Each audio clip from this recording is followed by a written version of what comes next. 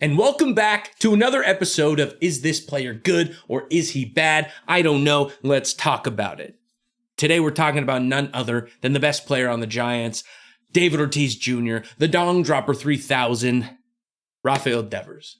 My favorite player on the team by a long shot, very possibly your favorite player on the team also by a long shot, but I'm not making any judgment. I don't want to give away any spoilers for how the show's going to go just yet. So without further ado, let's talk about the good.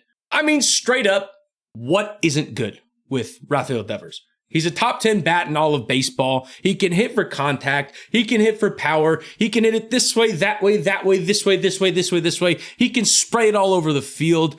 He averages 30 plus bombs a year, 100 plus ribbies a year. He's funny. The guys in the clubhouse love him. The fans love him even more. He's a hard worker. We also got the guy for basically free, considering what's happened so far with the players we traded away, consisting of, what was it? It was Jordan Hicks, Kyle Harrison, James Tibbs, and Jose Bello. None of those guys are impactful right now. Some of those guys aren't even in the bigs. Who knows if they ever will be, to be honest. And we don't even know if they'll ever be impactful players at all, ever again.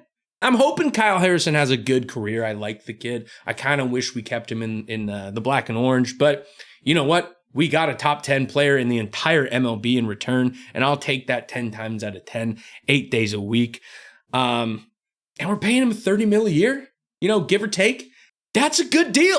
That's a really good deal, in my opinion. I love everything about Rafael Devers, if you cannot tell. As I said, top 10 player in the bigs. He can kind of do it all with the bat.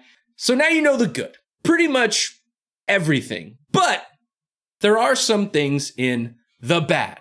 Honestly, there's not really much here. Yes, he's slow. Yes, he doesn't steal bases because he's slow. He strikes out and swings and misses a little more than I'd like to see. But that kind of comes with the territory of being a power-hitting first baseman, especially in today's league, where pitchers are just more dominant than they've ever been. You don't see many guys hitting for high average anyway, except Luis Ariz, who we spoke about last week. If you haven't seen the episode yet, you can see it in one of these corners in the video here. But back to Devers. Not many things bad. You could make the argument that he's not a great defender, and I'll give you that. Since he's come into the league, his outs above average have been really bad. But that was all at third base.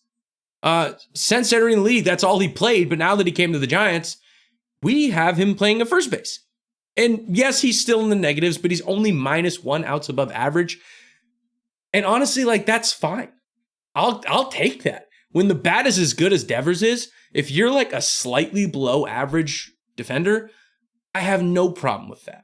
And the guy makes insane plays. Even though overall he's not a great defender, randomly he'll just make one of the craziest plays and have your jaw on the floor.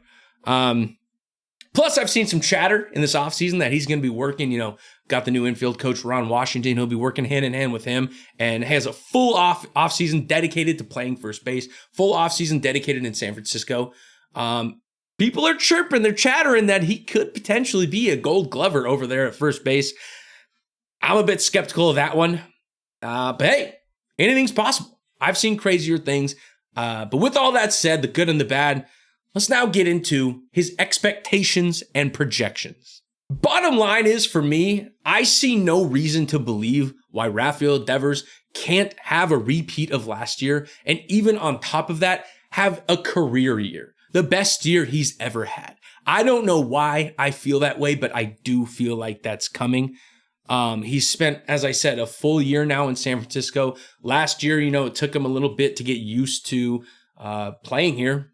And I don't blame him. He moved across country. He was getting, used to living in the Bay Area and having new teammates, having a new coach. And now he's been here, done that, dude. He's about to pop off. And I think we're going to see a borderline MVP caliber season from the kid. I'm thinking 275 average. I'm thinking 38 bombs. I'm thinking a 355 OBP with a 500 slugging to come out to an 855 OPS. I'm thinking 30 doubles, 92 runs, 122 ribbies with a 6.1 WAR.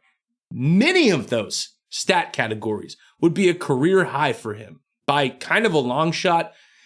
And I just see it happening. I know I can't be alone in this. The Giants have a pretty stacked roster now, at least a lineup on the offensive side of the ball.